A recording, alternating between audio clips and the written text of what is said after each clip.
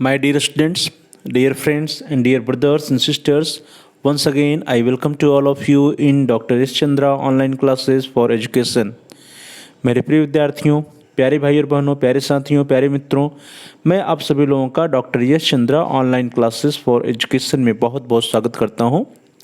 इस वीडियो में हम सभी लोग वैदिक कालीन शिक्षा में जो विद्यार्थी होते थे, जो गुरुकुल में विद्यार्थी पढ़ा करते थे, उनकी दिनचर्या क्या होती थी, what were the daily routine of the students of वैदिक पीरियड और स्टूडेंट्स ऑफ गुरुकुलास, इसके बारे में हम सभी लोग आज की क्लास में इस वीडियो के अंतर्गत चर्चा करेंगे। तो दोस्तों चलिए स्टार्ट करते हैं आज की क्लास को।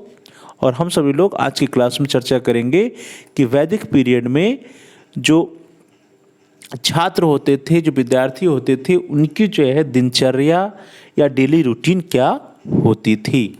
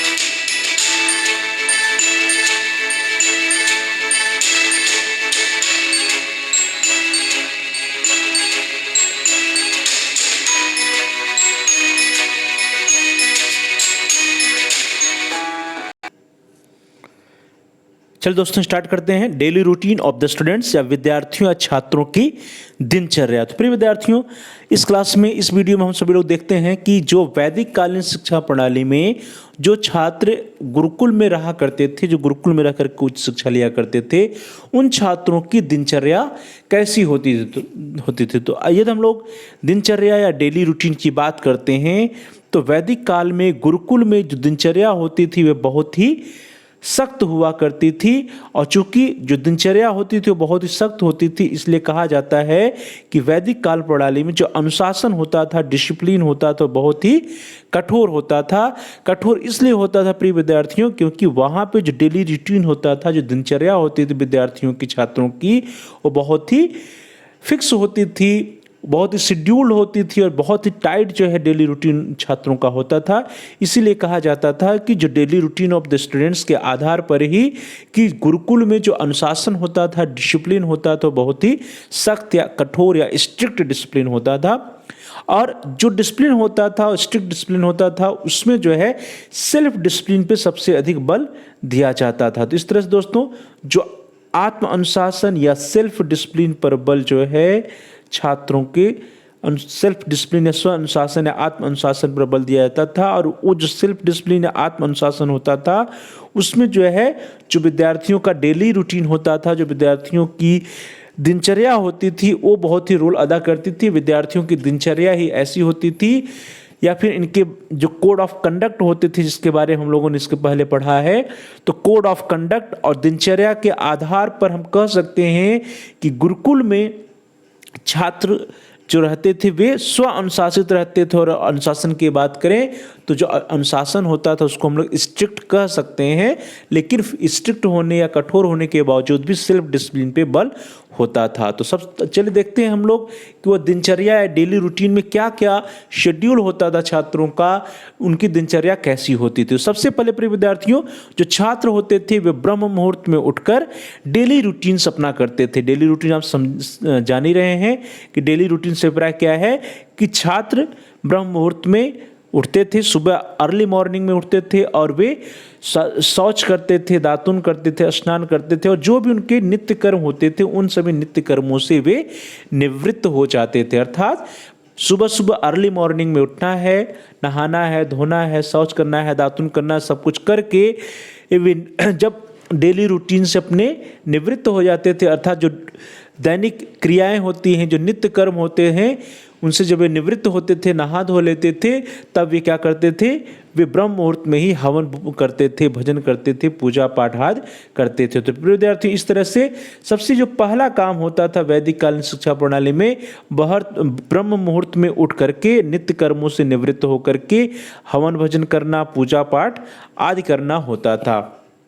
तो ये सारा काम जो है वो ब्रह्म मुहूर्त में होता था, और ब्रह्म मुहूर्त में ही विद्यार्थी जब हवन पूजन कर लेता था, पूजा पाठ कर लेता था, तब वो अगला उसका स्टेप होता था, अगला वो कार्य क्या करता था, अपनी स्टडी करता था, विद्या अध्ययन करता था। तो इस तरह से विद्यार्थियों सुबह सुबह सोकर उठने के बाद जो डेली उसकी के कार्य होते हैं, जो प्रतिदिन की क्रियाएं होती हैं या नित्य कर्म होते हैं, उनसे निवृत्त होने के बाद वे पूजा पाठ करते थे, हवन करते थे, और उसके उपरांत छात्र विद्या अध्ययन करते थे। और विद्या अध्ययन में 2 कार्य करते थे, ध्यान दीजिए।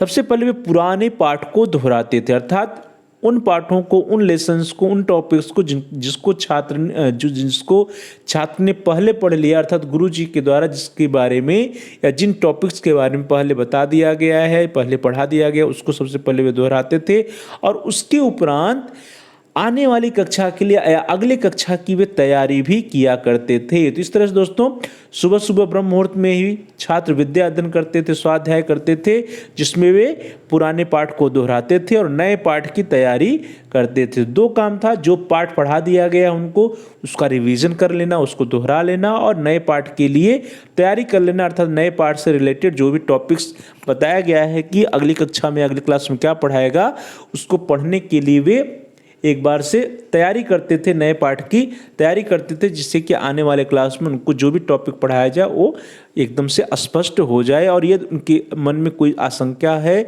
तो उस शंका का समाधान भी क्लास में वे कर सकें, अपने प्रश्नों को भी वे ले जा सकें गुरुकुल में, गुरु से पूछ सकें। उसके लिए वे क्या करते थे कि पढ़ाए जाने वाले पाठ को पढ़ाने से, गुरु के द्वारा पढ़ाने से पहले ही वे नए पाठ की तैयारी कर लेते थे। तो सुबह सुबह दोस्तों विद्या अध्ययन कर लेने के बाद फिर अगला जो कार्य आता था वो होता था होमाग्नि तथा भोजन पकाने हेतु जंगल से लकड़ी एकत्र करना। तो आप सभी जानते हैं कि गुरुकुल में एक तो होम हवन पर, होमाग्नि पर बहुत अधिक बल होता था, दूसरा जो है भोजन पकाने के लिए लकड़ी की व्यवस्था भी विद्यार्थियों को, छात्रों को, अंतःवासियों को ही करनी होती थी। तो होमाग्नि अर्थात यज्ञ करने के लिए, होमाग्नि करने के लिए और भोजन पकाने के लिए जो लकड़ी होती थी उसके छात्र जो है जंगल से एकत्र करके लाते थे। तो अगला जो कार्य होता था, सुबह सुबह वे क्या करते थे, होमाग्नि तथा भोजन पकाने हेतु जंगल से लकड़ी एकत्र किया करते थे, और उसके उपरांत छात्र जो होते थे वे गुरुकुल की भोजन की व्यवस्था करते थे। अर्थात गुरुकुल में जब ईंधन की व्यवस्था हो जाती थी, जब लकड़ी की व्यवस्था हो जाती थी, तो छात्र जो है गुरुकुल के भोजन की व्यवस्था, अर्थात गुरुकुल में जितने भी विद्यार्थी हैं, गुरु परिवार हैं, उन सभी के लिए भोजन की व्यवस्था छात्र ही करते थे, और उसके लिए वे भिक्षाटन करते थे। यहाँ पे बहुत जो गुरुकुल प्रणाली की जो सबसे बड़ी विशेषता है उसमें से एक यह है कि छात्र जो है भिक्षाटन करते थे, भिक्षा लाते थे। भिक्षा लाने के लिए वे गांव में, निकट के गांव में जाते थे। तो भिक्षाटन की प्रवृत्ति, भिक्षाटन के द्वारा ही जो है गुरुकुल के जो भोजन का खर्च होता था वो कुछ निकल जाता था, भोजन की कुछ सामग्री जो है भिक्षा के रूप में उनको मिल जाते थे। इसके उपरांत छात्र जो है गुरुकुल की गाय तथा अन्य पशुओं को जंगल में चराते थे। जो गुरुकुल की गाय हुआ करती थी, और गुरुकुल की गायों के सिवाय ही जो अन्य पशु, जैसे घोड़ा हो गया, तो या फिर अन्य जो पशु हो गए जो उनको दान में मिला हुआ होता है या फिर गुरुकुल में होता है, उनको वे जंगल में चराने का कार्य भी छात्र गुरुकुल में किया करते थे। और उसके उपरांत जब दोपहर हो जाता था तो दोपहर के समय छात्र जो है भोजन ग्रहण करते थे, और भोजन ग्रहण करने के उपरांत छात्र पुनः विद्या अध्ययन करते थे। तो ध्यान दीजिए, जो गुरुकुल में जो छात्र रहते थे, जो विद्यार्थी रहते थे, वे गाय या अन्य पशुओं को जंगल में चराने के उपरांत दोपहर का भोजन ग्रहण करते थे, और दोपहर का भोजन करने के उपरांत वे विद्या अध्ययन करते थे। तो जैसा आजकल हम सभी लोग करते हैं कि दोपहर का भोजन लेने के उपरांत सोचते हैं कि थोड़ा सा आराम कर लें, तो ऐसा नहीं था। दिन में सोना नहीं था, दिन में आराम नहीं करना था। विद्यार्थी जो है दोपहर में भोजन करते थे, अल्पाहार करते थे, और उसके उपरांत वे विद्या अध्ययन का भी कार्य किया करते थे। और उसके उपरांत जब हम लोग साय के काल की बात करते हैं, इवनिंग की बात करते हैं प्रिय विद्यार्थियों, तो इवनिंग में बच्चे खेलते कूदते थे, शारीरिक व्यायाम करते थे और उसके उपरांत जब शाम हो जाती थी तो खेलने कूदने के उपरांत वे संध्या वंदना भी करते थे। तो इस तरह से इवनिंग में, शाम में छात्र शारीरिक व्यायाम या खेल कूद किया करते थे और उसके उपरांत जो है संध्या वंदना या इवनिंग असेंबली में वे जो है वंदना करते थे, पूजा पाठ किया करते थे शाम को। और उसके उपरांत प्रिय विद्यार्थियों, जब रात की बात करें, शाम के उपरांत रात की बात किया जाए, तो रात में जो छात्र जो होते थे, उस दिन गुरु के द्वारा जो भी पाठ पढ़ाया गया होता था, जो भी टॉपिक पढ़ाया गया था, उस पाठ की पुनरावृत्ति छात्र रात्रि में सोने के पहले किया करते थे। तो ध्यान दीजिए, रात्रि में पढ़ाए गए पाठ की पुनरावृत्ति करना भी छात्रों के डेली रूटीन में होता था। छात्र जो है प्रतिदिन जो है जो कुछ उनको पढ़ाया जाता था उसको शाम को पढ़ा करते थे और सुबह सुबह जो है जो कुछ भी पढ़ा दिया गया है गुरुजी के द्वारा उसका रिवीजन करते थे और उसके साथ साथ ही आने वाली कक्षा की तैयारी भी किया करते थे। गुरुकुल प्रणाली में की जो सबसे बड़ी विशेषता थी वो भिक्षाटन थी। और भिक्षाटन को हम क्यों कह रहे हैं सबसे बड़ी विशेषता, क्योंकि भिक्षाटन का अपना अलग ही महत्व होता है। भिक्षाटन के द्वारा छात्रों को विनय का पाठ पढ़ाया जाता है, अर्थात विनय अर्थात विनम्रता जो होती है विद्यार्थियों में, छात्रों में, वो जो है भिक्षाटन के द्वारा प्राप्त हो जाती है। जब छात्र या विद्यार्थी जो है भिक्षा लेने के लिए जाते थे गांव में या किसी के पास जाते थे, तो वहाँ पर उनका जो स्वभाव होता था वो बहुत ही विनम्रता पूर्वक होता था। तो इस तरह से जो भिक्षाटन के द्वारा छात्रों में जो है विनय का पाठ या विनय का स्किल, विनम्रता का कौशल जो है विकसित किया जाता था। और उसी के साथ साथ छात्रों में सामाजिकता, विनम्रता, सहनशीलता एवं सहकारिता जैसे व्यक्तिगत एवं सामाजिक गुणों का भी विकास भिक्षाटन के द्वारा होता था। तो भिक्षाटन का अपने आप में बहुत ही महत्व होता था। छात्रों को विनम्रता का पाठ पढ़ाया जाता था, छात्रों को सामाजिकता का, विनम्रता का, सहनशीलता का, अर्थात यदि कोई कुछ एक दो बातें बोल भी दे तो उसको भी सहने की शक्ति जो है छात्रों में विकसित हो जाती थी। सहकारिता का अर्थात मिलजुल कर काम करने की जो भावना होती है वो भी छात्रों में विकसित होती थी। तो इस तरह से भिक्षाटन के द्वारा सामाजिकता, विनम्रता, सहनशीलता, सहकारिता जैसे व्यक्तिगत एवं सामाजिक गुणों का भी विकास होता था। तो इस तरह से हम कह सकते हैं कि वैदिक कालीन शिक्षा प्रणाली में जो भिक्षाटन छात्रों के द्वारा किया जाता था उसका अपने आप में बहुत ही बड़ा महत्व या इम्पोर्टेंस होता था। दूसरी बात जो की गई थी वो यह की गई थी वैदिक कालीन शिक्षा प्रणाली में कि जो छात्रों का जीवन होगा वो कैसा होगा, सादा होगा, सरल जीवन होगा। तो सादा एवं जो सरल जीवन छात्रों के लिए रखा गया था उसका भी अपना एक उद्देश्य होता था, क्योंकि जब सादा और सरल जीवन सभी छात्रों का होता था तो गुरुकुल में जो छात्र या विद्यार्थी होते थे, अंतःवासी होते थे, ब्रह्मचारी होते थे, उनमें किसी प्रकार का कोई भेदभाव नहीं दिखाई देता था। अर्थात धनी और निर्धन, उच्च और निम्न सभी परिवारों के छात्रों को सादा व सरल जीवन व्यतीत करना पड़ता था। आप चाहे राजा महाराजा के बच्चे हो या फिर किसी गरीब के बच्चे हो, आप चाहे बहुत बड़े धनवान हो या निर्धन हो, सभी छात्रों को, सभी विद्यार्थियों को, चाहे वो ऊंचा हो चाहे नीचा हो समाज में, उन सभी के परिवारों के उन सभी को जो है एक अपना जो जीवन होता तो सादा और सरल जीवन व्यतीत करना होता था। तो इस तरह से विद्यार्थियों वैदिक कालीन शिक्षा प्रणाली की बहुत बड़ी विशेषता है कि चाहे धनी छात्र हो या निर्धन छात्र हो, चाहे उच्च वर्ग का छात्र हो या निम्न वर्ग का छात्र हो, सभी परिवारों के छात्रों को सादा व सरल जीवन व्यतीत करने के बारे में गुरु जी का बल होता था। तीसरी बात हम लोगों ने की थी भोजन की, मील की, फूड की। तो भोजन के बारे में मनु जी का एक स्टेटमेंट है। मनु जी कहते हैं कि हर व्यक्ति को, प्राणी को, इंसान को जो है दिन में केवल 2 बार भोजन करना चाहिए। ध्यान दीजिए, दिन में केवल 2 बार भोजन की रिकमेंडेशन मनु जी के अनुसार की गई है। और वो जो 2 बार उन्होंने कहा वो क्या है, एक तो मध्याह्न अर्थात दोपहर का समय और दूसरा सायंकाल के समय में। तो ध्यान दीजिए विद्यार्थियों, एक तो मध्याह्न के समय में हमको भोजन करना चाहिए और दूसरा जो है रात्रि के पहले अर्थात सायंकाल में, इवनिंग में ही हमको भोजन कर लेना चाहिए। यह विचार जो है वह विचार है मनु जी का। तो यह विचार जो मनु जी का है उनके अनुसार दिन में केवल 2 बार भोजन करना है, एक मध्याह्न और दूसरा सायंकाल के समय। और जो भोजन की बात कर रहे हैं तो भोजन में जो छात्रों के लिए भोजन जो है वो कैसा होता है, पूरा जबरदस्ती पेट को भरना नहीं है बल्कि अल्पाहार होना है। अल्पाहार मीन्स अल्प आहार लेना है। अल्प प्लस आहार से बना अर्थात आवश्यकता से अधिक आहार लेने पर बल नहीं देना चाहिए। तो छात्रों को अल्पाहारी भी होना चाहिए। कहावत भी है छात्रों के लिए कि छात्र जो होते हैं वे अल्पाहारी होते हैं, और ऐसा इसलिए किया गया है गुरुकुल प्रणाली में क्योंकि यदि छात्र अधिक भोजन कर लेंगे, पेट में आवश्यकता से अधिक वे भोजन को डाल लेंगे, तो उनके अंदर आलस आएगी। तो यह आलस न आए इसलिए छात्रों को अल्पाहारी कहा जाता है। और अल्पाहारी न होने से आध्यात्मिक उन्नति में बाधा पड़ती है।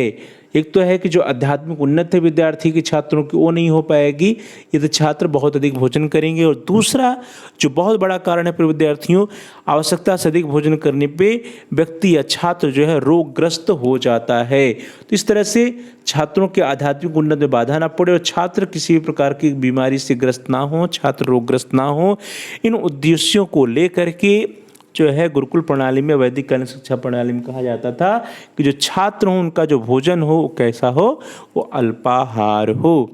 और फिर विद्यार्थियों भोजन के बारे में कहा गया है कि किसी भी दशा में मांस, मदिरा, मधु, मादक वस्तुओं और पान का प्रयोग नहीं करना चाहिए। तो छात्रों के लिए है, विद्यार्थियों के लिए है कि जब तक वे विद्यार्थी जीवन में हैं तो किसी भी दशा में विद्यार्थी को मांस का, मदिरा का, मधु का या किसी भी प्रकार के मादक वस्तुओं या मादक पदार्थों का या पान का प्रयोग नहीं करना चाहिए। प्रयोग प्रतिबंधित होना चाहिए। तो प्रिय विद्यार्थियों, इस तरह से हम सभी लोगों ने आज की क्लास में जो है इस वीडियो के अंतर्गत देखा कि जो छात्र होते थे गुरुकुल प्रणाली में उनका रूटीन क्या होता था। तो सबसे पहले जो रूटीन में हम लोगों ने देखा उसमें क्या था कि विद्यार्थी ब्रह्मचर्य मुहूर्त में उठते थे, अपनी नित्य क्रियाओं से निवृत्त होते थे, उसका हवन भजन या पूजा पाठ करते थे, फिर विद्याध्ययन करते थे। विद्याध्ययन करने के बाद वे जंगल से लकड़ी काट कर लाते थे। गुरुकुल की भोजन के लिए वे भिक्षाटन भी करते थे। गुरुकुल की गाय तथा अन्य पशुओं को जंगल में चराते थे। और फिर दोपहर के भोजन के उपरांत वे विद्या अध्ययन करते थे। सायकाल में शारीरिक व्यायाम तथा संध्या वंदना करते थे और रात में जो भी पाठ उनको पढ़ा दिया गया था उनकी पुनरावृत्ति किया करते थे। तो प्यारे भाई और बहनों, प्रिय विद्यार्थियों, प्रिय साथियों, इस तरह से हम सभी लोगों ने आज की क्लास में वैदिक कालीन शिक्षा प्रणाली में छात्रों का डेली रूटीन या फिर छात्रों की दिनचर्या कैसी होती है इसके बारे में डिस्कस किया। आप सभी लोगों का बहुत बहुत धन्यवाद। Please like, share and comment on the video. प्रिय विद्यार्थियों, प्यारे भाई और बहनों, प्यारे साथियों, आप इस वीडियो को लाइक करिए और इस वीडियो को अधिक से अधिक अपने दोस्तों में, फ्रेंड सर्किल में, मित्रों के साथ शेयर करिए जिससे कि वे भी इस वीडियो का लाभ उठा सकें, उनका भी अध्ययन कार्य सुचारू रूप से आगे बढ़ सके। और साथ साथ प्रिय विद्यार्थियों, आप इस वीडियो पे कमेंट्स भी कर सकते हैं। कमेंट्स के द्वारा यदि आपका कोई महत्वपूर्ण सुझाव है या कोई प्रश्न है, कोई समस्या है तो आप हम तक पहुंचा सकते हैं। हम आपके प्रश्नों का उत्तर देने का प्रयास करेंगे, आपकी समस्याओं का समाधान करने का प्रयास करेंगे और साथ साथ जो भी आपके बहुमूल्य सुझाव आएंगे उन सुझावों पर अनुपालन भी करने का हम प्रयास करेंगे। तो please like, share and comment on the video. Also subscribe the channel. आप सभी प्यारे भाई और बहनों में से, प्रिय विद्यार्थियों में से, प्रिय साथियों में से जिन लोगों ने अभी तक चैनल को सब्सक्राइब नहीं किया है, आप हमारे चैनल को सब्सक्राइब कर लीजिए जिससे कि आप अपने कोर्स से रिलेटेड सभी वीडियोज को आसानी से प्लेलिस्ट में जा करके देख पाएँ। इसके लिए ज़रूरी है कि आप चैनल को सब्सक्राइब करिए और जहां सब्सक्राइब लिखा है उसके बगल में एक घंटी का आकार बना है, बेल का आइकन बना है, यदि वह लाल है, रेड है तो उसको आप प्रेस करिए। उसको प्रेस करने से यह होगा कि आपके कोर्स से रिलेटेड जितने भी वीडियोस आएंगे, नई वीडियोज आएंगी, उनके नोटिफिकेशन, उसकी सूचना आपको समय से मिल जाएगी। इसके लिए ज़रूरी है कि आप हमारे चैनल को सब्सक्राइब कर लीजिए और बेल के आइकन को भी प्रेस कर दीजिए। बेल के आइकन को प्रेस करने पे कुछ ऑप्शंस आते हैं, उन ऑप्शंस में से आप ऑल के ऑप्शन को सेलेक्ट कर लीजिए। तो please like, share and comment on the video. Also subscribe the channel and press the bell icon all. आप सभी लोगों का बहुत बहुत धन्यवाद। Thanks to all of you.